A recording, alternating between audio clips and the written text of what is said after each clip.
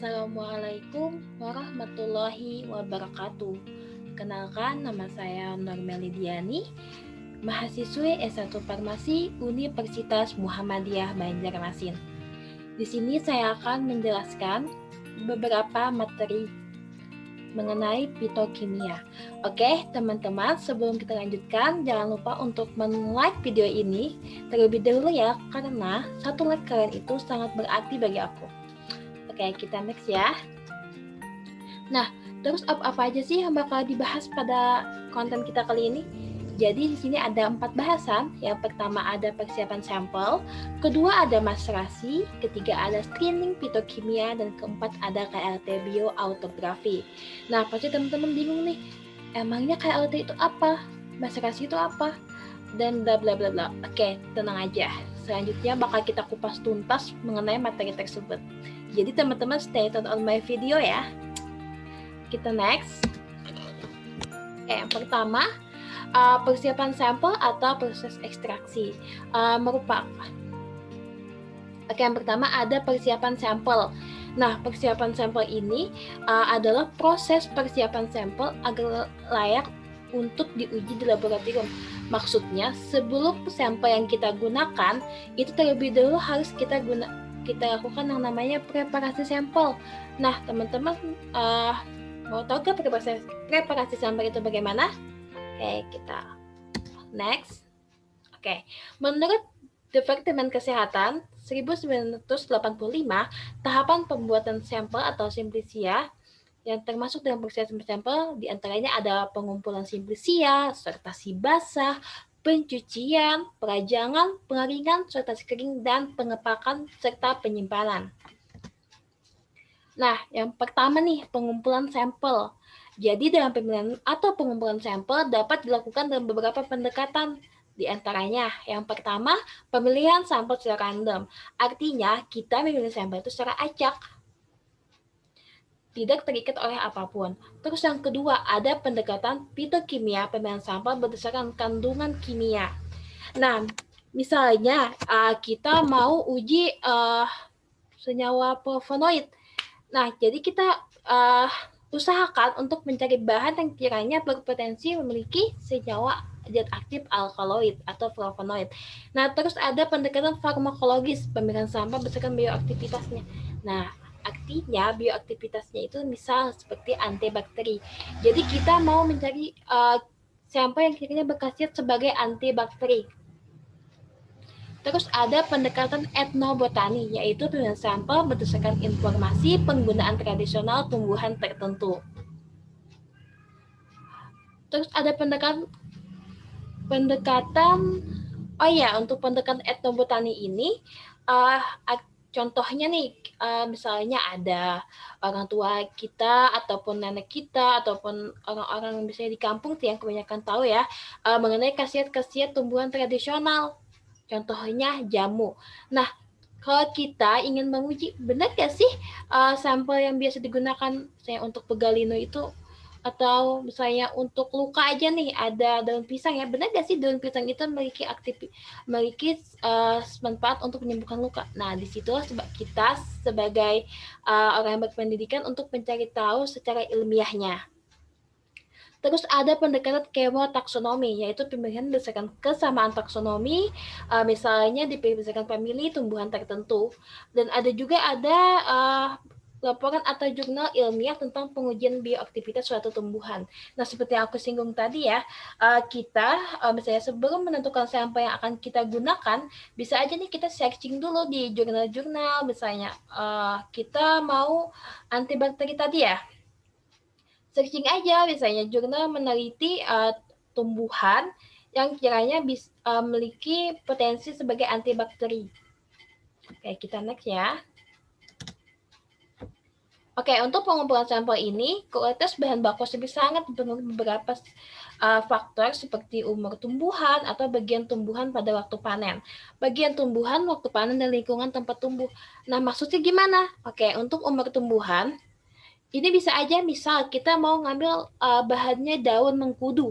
Nah, kita tentuin aja kita mau daunnya itu yang muda atau yang lebih tua. Itu bisa aja memiliki kandungan zat aktif yang berbeda pula. Jadi itu sangat berpengaruh ya teman-teman. Terus ada bagian tumbuhan. Misalnya nih kan tumbuhan itu bukan hanya cuma daunnya kan, ada biji, ada batang, ada buah dan lain-lain. Nah, itu bisa aja misalnya kita mau ngambil bijinya, boleh, atau kita mau ngambil rimpangnya ya kayak jahe, kunyit, itu sangat boleh teman-teman. Jadi banyak pilihannya tergantung penyesuaian untuk uji aktivitas yang akan kita lalui. Selanjutnya ada sortasi basah. Nah, ini digunakan untuk memisahkan kotoran-kotoran. Jadi sortasi basah ini misalnya nih ini aku contohin aja ya, ada daun. Misalnya kita membuat daun mengkudu. Setelah kita petik, daunnya sudah kita pilih, terus kita sortasi basah. Nah, apa itu sortasi basah?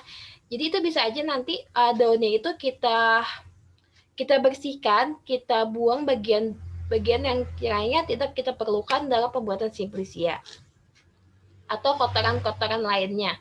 Terus setelah itu biasanya sih setelah sortasi basah itu kita timbang dulu berapa sih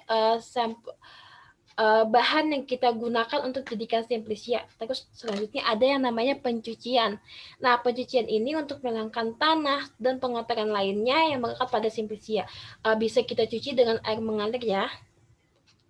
Terus ada yang namanya perajangan. Jadi ini digunakan untuk mempermudah proses pengeringan, pengepakan, dan penggilingan tanaman yang kita pilih. Tapi sebelum dirajang itu biasanya harus dijemur terlebih dahulu dalam keadaan utuh selama 1 hari ya. Jadi setelah dicuci baru kita jemur selama 1 hari dalam keadaan utuh baru kita rajang. Nah, rajangnya itu bisa menggunakan pisau atau juga dengan menggunakan alat khusus agar potongan atau irisan itu sesuai dengan apa yang kita kehendaki. Biasanya sih untuk simplisia ini semakin tipis kita motong itu semakin bagus, lagi semakin cepat kering juga ya. Oke, kita next ya. Terus ada yang namanya pengeringan. Nah, ini bertujuan untuk mendapatkan simplisia yang tidak mudah rusak sehingga dapat disimpan dalam waktu yang lebih lama. Jadi guys, gimana ya? Semakin simplisia kita kadar air, itu semakin mudah pula si mikroorganisme ataupun jamur dan lain-lain itu mudah tumbuh di simplisia kita. Jadi sebisa mungkin kita lakukan pengeringan agar hal tersebut tidak terjadi dan sehingga simplisia kita tidak mudah rusak. Lalu dapat disimpan dalam waktu yang lebih lama. Biasanya sih proses pengeringan ini pada suhu rendah untuk menghindari terurainya komponen kimia. Terus biasanya diangin-anginkan aja ya. Sebisa mungkin dihindari dari kontak langsung dengan sinar matahari. Karena takutnya nanti zat-zat aktif yang masih terkandung dalam simplisia kita itu ikut ketarik dan ikut menguap pada saat kita pengeringan dengan sinar matahari langsung. Biasanya sih bisa juga untuk pengeringannya itu dilakukan di ruangan ber-AC, jadi proses pengeringan itu lebih cepat. Terus ada yang namanya sortasi kering. Nah, sortasi kering ini sama aja sama sortasi basah, tetapi dilakukan setelah simplisia kita menjadi kering. Oke. Terus ada yang namanya penghalusan. Penghalusan ini biasanya kita bisa menggunakan blender ya untuk menghaluskan sampel simplisia kita gitu. Terus setelah dihaluskan, kita kepak dan kita simpan. Cara pengemasan simplisia ini tergantung pada jenis dan tujuan penggunaan pengemasan. Jadi sebisa mungkin kemasan yang kita gunakan itu kiranya dapat melindungi sampel kita, simplisia kita dari cahaya, oksigen, atau mikroorganisme dan lain-lain yang kiranya dapat mempengaruhi stabilitas dari simplisia kita. Terus ada yang namanya pemeriksaan mutu nih, dilakukan pada waktu penerimaan atau pembeliannya dari pengumpul atau pedagang simplisia. Jadi guys, sebelum misalnya nih kita menguji dulu nih simplisia kita, jadi kita sebelumnya itu kita setelah dapat simplisianya kita lakukan uji pemeriksaan mutu agar kiranya apakah benar nih simplisia yang akan kita gunakan itu apakah sudah memenuhi syarat untuk sampel yang baik atau belum. Nah, ini ada tahapan pemeriksaan mutu simplisia atau yang disebut dengan parameter non-spesifik. Di antaranya ada susut pengeringan, bobot jenis, kadar air, kadar abu, sisa pelarut, residu pestisida, cemaran logam berat, cemaran mikroba, dan cemaran kapang, khamir, dan aflatoksin. Oke, kita akan bahas satu-satu untuk hal tersebut. Nah, jadi untuk susut pengeringan ini, yang pertama ya, prinsipnya itu pengukuran sisa zat setelah pengeringan pada temperatur 105 derajat Celcius selama 30 menit atau sampai berat konstan yang dinyatakan dalam nilai persen. Nah, tujuannya untuk memberikan batasan atau rentang tentang besarnya senyawa yang hilang pada proses pengeringan. Nah, jadi ini untuk uji mutu ini susut pengeringan. Jadi kita mau tahu nih awal bahannya berapa, terus setelah jadi simplisianya itu beratnya berapa. Nah, itu biasanya digunakan untuk menghitung nilai rendemen ya, guys. Terus ada yang kedua nih, bobot jenis pada ekstrak. Oke, jadi prinsipnya tujuannya itu memberikan batasan tentang besarnya massa persatuan volume atau bobot jenisnya yang merupakan parameter khusus ekstrak cair sampai ekstrak padat. Kental yang masih dapat dituang. Oke, jadi selanjutnya nih ada yang namanya kadar air. Jadi tujuannya sih untuk memberikan batasan minimal atau rentang besarnya kandungan air dalam bahan. Kita mau tahu berapa sih minimal kadar air yang kiranya masih ada di dalam simplisi kita itu. Kalau bisa semakin kering semakin bagus ya. Nah, terus ada selanjutnya yang keempat ada kadar abu. Ini sih bertujuan untuk menentukan parameter untuk memberikan gambaran kandungan mineral internal dan eksternal yang berasal dari proses awal sampai terbentuknya ekstrak. Jadi uji ini untuk mengetahui kandungan mineralnya ya yang di dalam sampel simplisia kita. Terus ada sisa pelarut yang kita tahu kan untuk melakukan proses simplisia ini cukup berlarut. Nah, terus tujuannya nih memberikan jaminan bahwa selama proses tidak meninggalkan sisa pelarut yang memang seharusnya tidak ada. Jadi seharusnya ya tidak di dalam sampel kita itu tidak terdapat sisa pelarut. Nah, terus ada yang namanya residu pestisida. Tujuannya memberikan jaminan bahwa ekstrak tidak mengandung pestisida melebihi nilai yang ditetapkan karena berbahaya atau toksik bagi kesehatan. Oke, kita next. Selanjutnya ada cemaran mikroba. Oke, uji ini untuk memastikan bahwasanya di ekstrak kita itu tidak mengandung mikroba patogen dan tidak mengandung mikroba dan patogen yang melebihi batas yang telah ditetapkan. Oke, karena takutnya itu bakal berbahaya atau toksik bagi tubuh kita sendiri ya. Selanjutnya juga ada parameter cemaran kapang dan khamir. Ini sama aja seperti mikroba, menjamin yang bertujuan untuk memberikan jaminan bahwasanya ekstrak yang kita gunakan untuk mengandung cemaran jamur melebihi batas yang telah ditetapkan. Karena takutnya itu akan berbahaya bagi kesehatan kita atau bersifat toksik ya. Oke, selanjutnya ada yang namanya penyarian. Oke. Pasti teman-teman bingungnya apa ya penyarian itu? Oke, kita baca definisinya dulu ya. Penyarian adalah penarikan zat aktif yang diinginkan dari bahan mentah obat dengan menggunakan larut yang sesuai, di mana zat aktif yang diinginkan akan terlarut. Jadi penyarian ini bisa disebut juga dengan proses ekstraksi ya. Dari simplisia yang sudah kita buat, terus dengan menggunakan pelarut, kita akan menarik zat-zat aktifnya aja. Jadi zat-zat yang kiranya mau kita gunakan aja dari simplisia tersebut. Oke, biasanya faktor yang pengaruhinya ada derajat kehalusan, serbuk, dan perbedaan konsentrasi. Oke, kita next. Nah, salah satu metode ekstraksi itu ada namanya maserasi ya. Jadi ekstraksi itu banyak metodenya. Ada maserasi, ada sokletasi, reflux, dan lain-lain.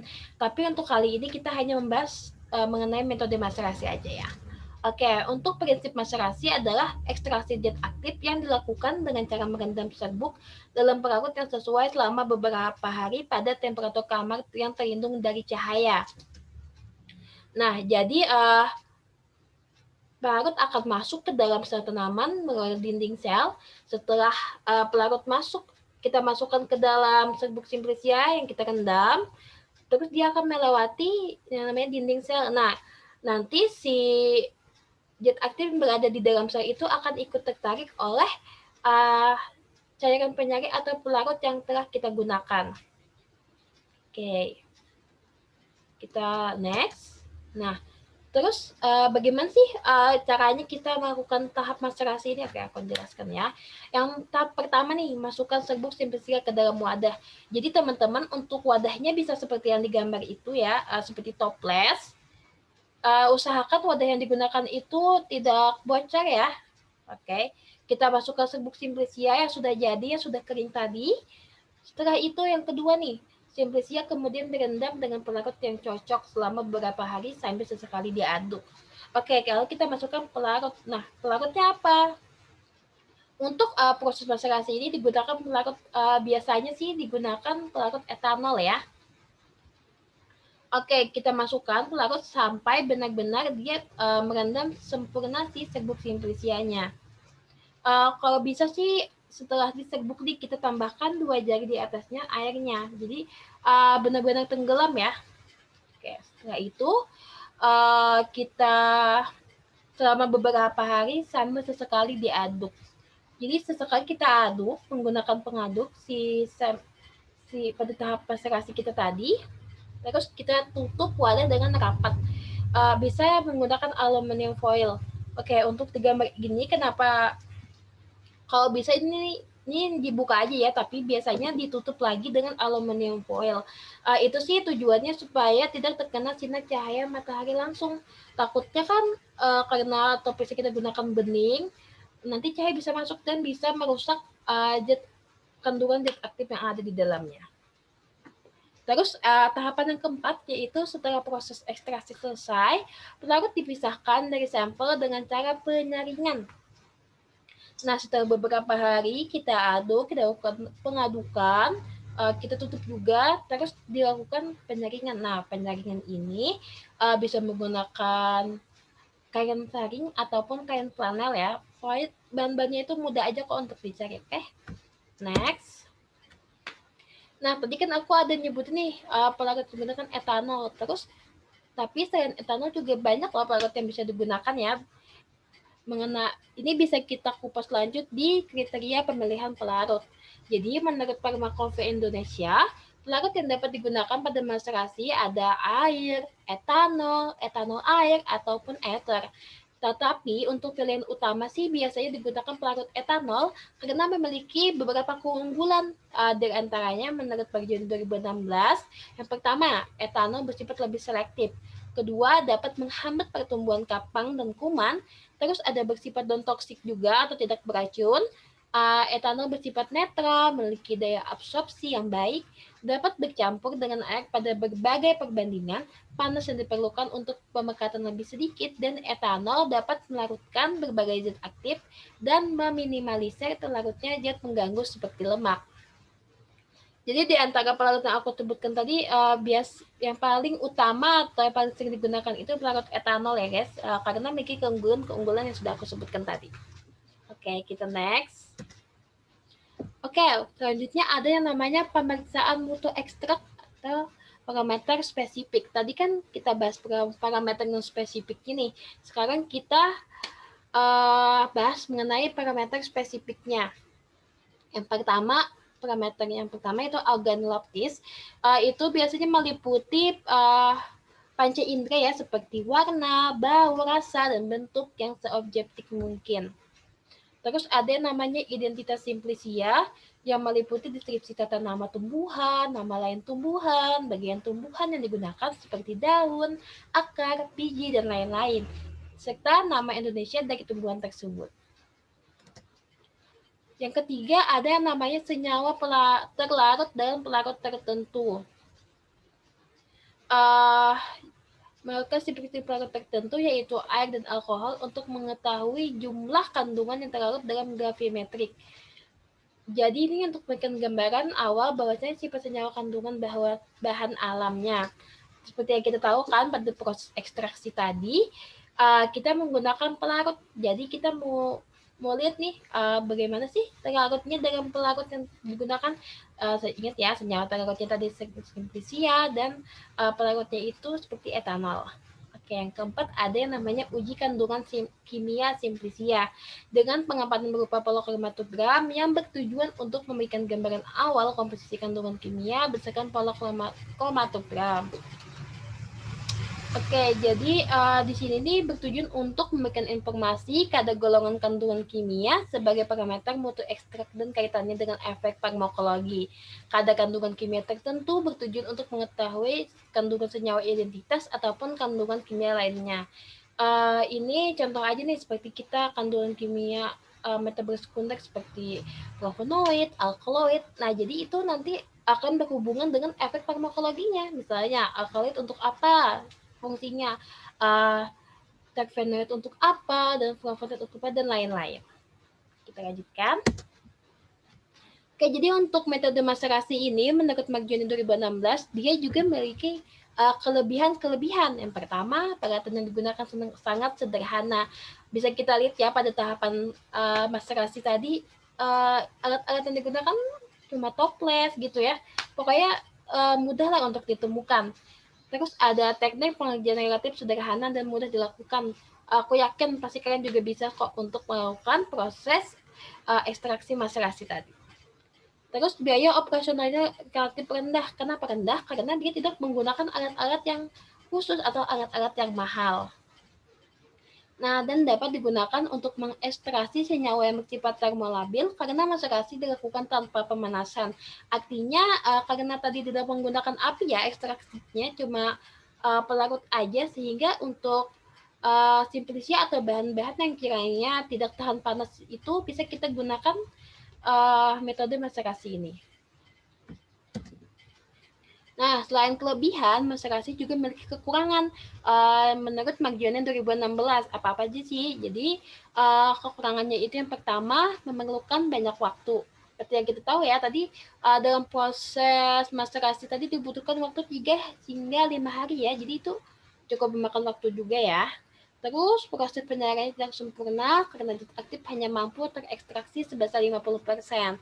Pelarut yang digunakan cukup banyak, kemungkinan besar ada beberapa senyawa yang hilang saat ekstraksi dan beberapa senyawa sulit diekstraksi pada suhu kamar.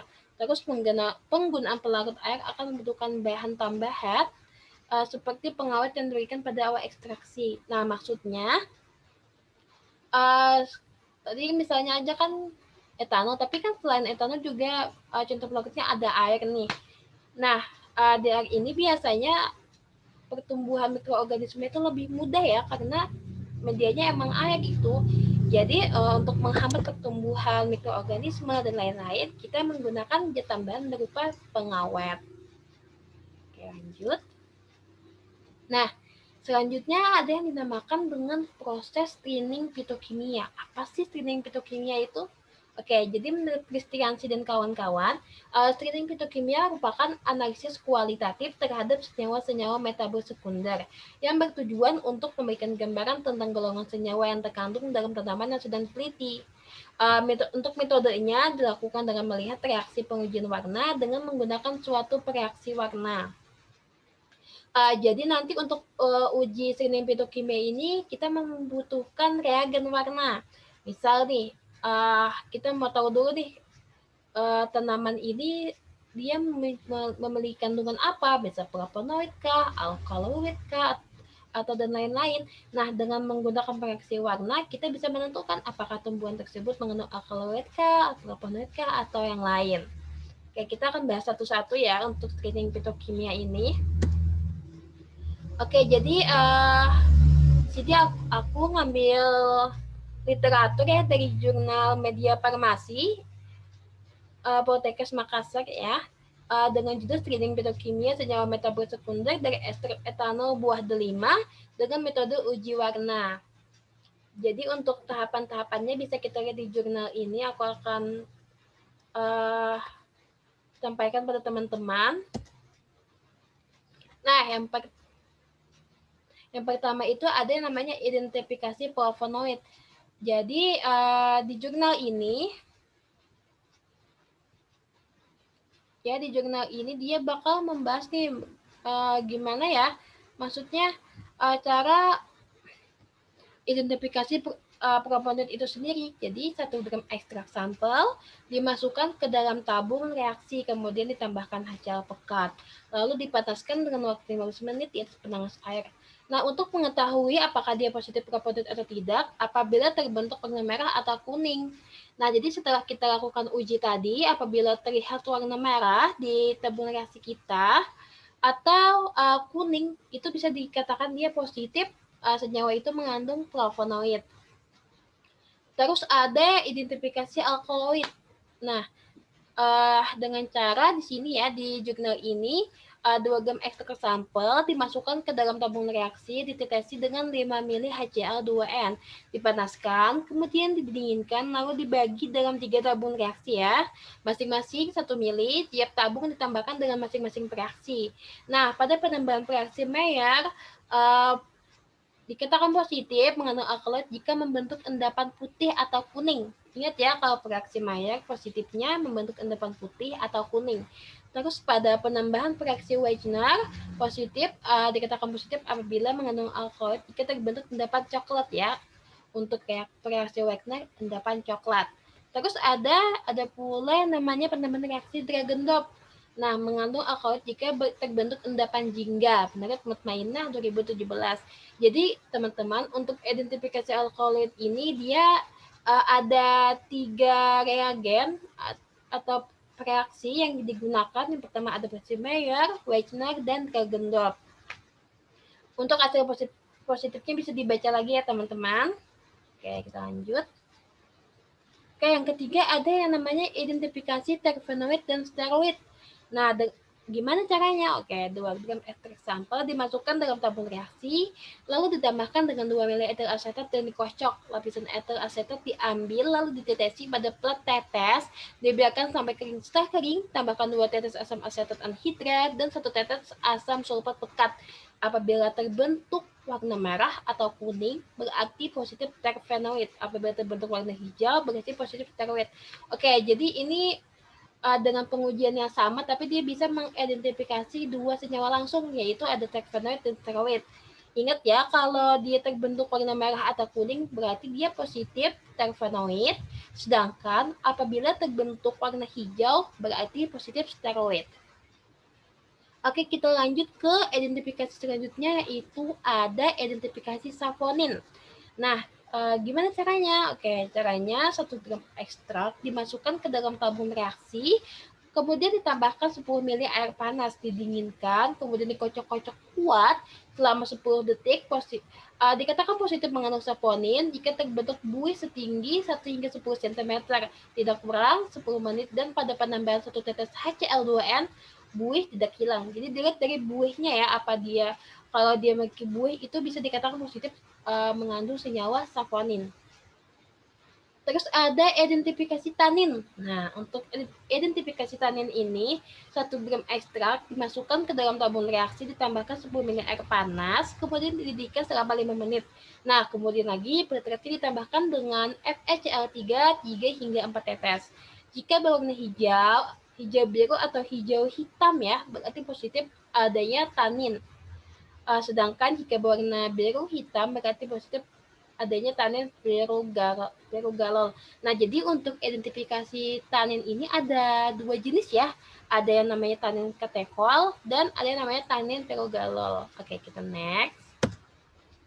Oke, untuk bahasan selanjutnya kita akan bahas KLT bioautografi. Nah, mungkin teman-teman masih asing ya dengan apa sih KLT itu, emang bioautografi itu apa juga. Oke, jadi untuk KLT itu dia merupakan kepanjangan dari kromatografi lapis tipis bioautografi. Untuk bioautografinya ya. Untuk KLT itu sendiri dia menggunakan plat ya, biasanya sebagai fase diamnya.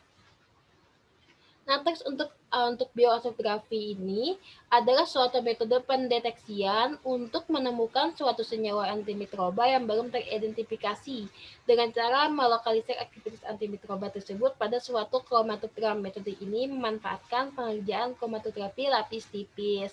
Oke, jadi untuk pengerjaannya ini dia menggunakan metode KLT atau kromatografi lapis tipis ya. Untuk pengerjaannya hampir sama dengan KLT biasa, tetapi hanya saja untuk hasil akhirnya atau hasil yang kita uji itu berupa senyawa antimikroba dari sampel yang kita uji. Next. Nah, dalam KLT bioautografi ini, menurut JJ 2006, dapat dibagi atas 3 kelompok, yaitu yang pertama ada bioautografi langsung.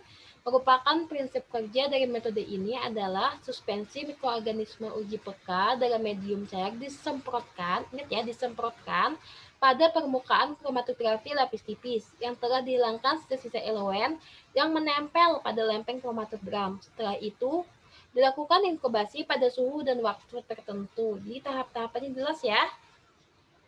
Terus ada yang kedua itu bioautografi pencelupan.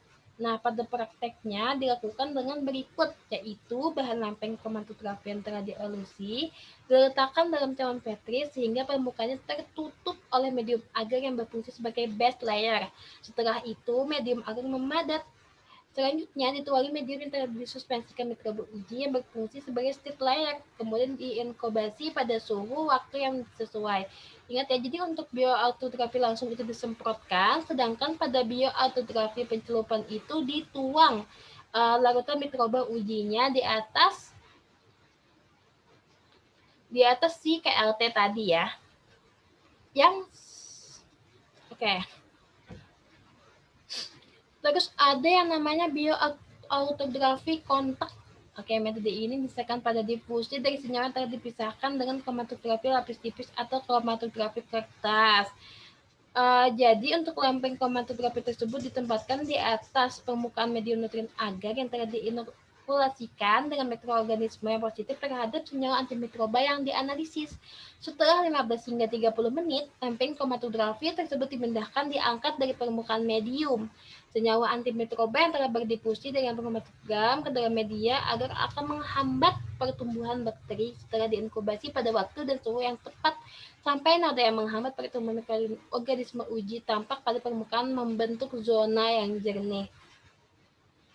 Oke, jadi untuk kontak ini si lempeng komat tersebut diletakkan di atas si media agarnya. Terus yang sudah diinokulasikan dengan mikroorganisme. Jadi untuk kontak ini yang terdapat mikroorganisme itu di media agarnya dulu, baru kita letakkan si KLT-nya. Sedangkan kalau tadi kan KLT-nya itu kita tuang gitu di atas media agarnya. Nah, untuk contoh penerapannya, aku ambil di salah satu jurnal kovalen yang berjudul Analisis KLT Bioautografi Ekstrak Kulit Batang Tanaman Kayu Jawa terhadap bakteri Staphylococcus aureus dan Shigella dysenteria. Oke, kembali lagi ya di pembahasan awal bahwasanya KLT bioautografi itu digunakan untuk mengetahui aktivitas senyawa antimikroba. Nah, untuk antimikroba yang digunakan yang diuji ini ada bakteri Staphylococcus aureus dan Shigella dysenteria. Oke, kita lanjut. Nah, di jurnal tersebut ada tahapan cara kerja yang lakukan untuk mendeteksi senyawa aktif yang punya aktivitas sebagai antibakteri. Yang pertama nih, pada plat KLT ditotalkan ekstrak N-heksan, ekstrak etil atetat, dan ekstrak metanol. Seperti pokoknya untuk cara kerjanya seperti KLT biasa ya. Kita totalkan ekstraknya di plat KLT. Kalau bisa ingat ya, kecil mungkin si titiknya itu. Terus kita elusi ke dalam bejana yang berisi fase gerak berupa eluen atau pelarut yang digunakan. Setelah itu si pelat KLT itu sudah dielusi, kita tempelkan di media Na-nya atau natrium agarnya yang telah diinokulasikan dengan 1000 ml bakteri. Nah, kemudian plat KLT didiamkan selama 30 menit, lalu plat KLT diangkat. Setelah itu, amati jika ada bercak pada kromatogram yang ditandai dengan adanya zona jernih yang tidak ditumbuhi mikroba. Selanjutnya, noda yang membentuk zona hambat pada lempeng KRT disemprot dengan presi semprot untuk menentukan jenis senyawa yang menghambat aktivitas antimikroba tersebut. Nah, kalau menurut pembahasan kita yang sebelumnya, ada 3 macam KRT bioautografi. Ini kira-kira termasuk mana ya? Ingat, aku kasih clue ya. Untuk KRT-nya ini dia setelah dielewenkan ditempelkan pada media Na yang telah diinokulasikan dengan 1000 mili bakteri. Yaps, betul.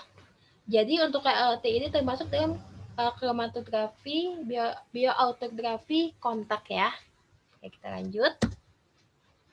Nah, untuk KLT bioautografi ini dimiliki keuntungannya nih. Yang pertama, dapat mendeteksi bercak pada kromatogram hasil KLT yang mempunyai aktivitas sebagai antibakteri, antibiotik, dan antiviral. Dapat digunakan untuk mendeteksi antibiotik yang belum diketahui mekanismenya dan merupakan metode yang sederhana serta mudah untuk dilakukan. Terus ada cepat dan cepat pula dalam pengerjaannya. Selain dia memiliki kelebihan, KLT bioautografi ini juga memiliki kekurangan. Menurut RDA 2010, untuk kekurangannya yang pertama tidak bisa digunakan untuk senyawa yang tidak mempunyai aktivitas membunuh ataupun menghambat mikroorganisme. Hasil tidak valid karena kemungkinan adanya kontaminan dari luar atau karena zat yang diidentifikasikan tidak mengandung khasiat bakteri antibakteri dan mempunyai faktor kesalahan yang besar. Oke, terima kasih teman-teman yang sudah bertahan nonton video aku. Semoga ini bermanfaat bagi teman-teman. Dan aku kembali lagi mengingatkan untuk like video ini karena like yang sangat berharga bagi aku ya. Semoga ini dapat bermanfaat bagi teman-teman. Salah hilap mohon maaf ya saya ucapkan. Billahi fisabilillah, wastabiqul khairat, wassalamualaikum warahmatullahi wabarakatuh. Dadah, terima kasih teman-teman sudah nonton video aku. Semoga bermanfaat.